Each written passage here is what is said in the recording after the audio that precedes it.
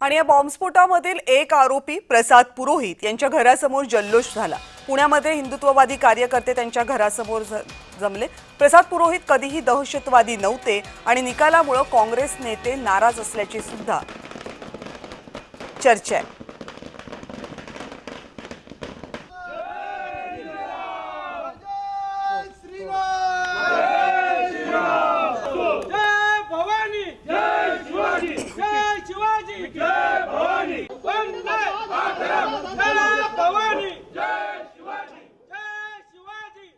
बहुत अच्छा निर्णय आया है और हम सब खुश हैं।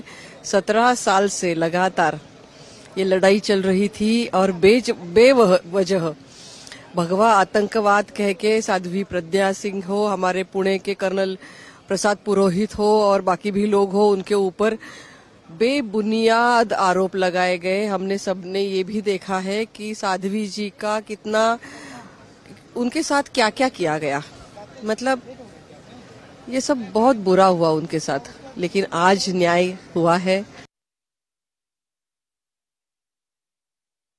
रेल्वेमध्ये बॉम्ब ब्लास्ट करणारे सगळे निर्दोष, मालेगाव बॉम्ब ब्लास्ट मध्ये सगळे निर्दोष। म्हणजे सरकार करतं तरी काय आहे? सरकार यांची बाजू घेऊन हा गोंधळ घालतंय का, की सरकार स्वतःच या लोकांच्या सोबत होतं आणि म्हणून हे लोक आता सत्तेत आल्यानंतर ज्यांनी तिथं चुकीचे वर्तन केले किंवा ज्यांनी बॉम्ब ब्लास्ट घडवून आणले त्यांना सोडून देत आहेत? चुकीचं होतंय या देशामध्ये।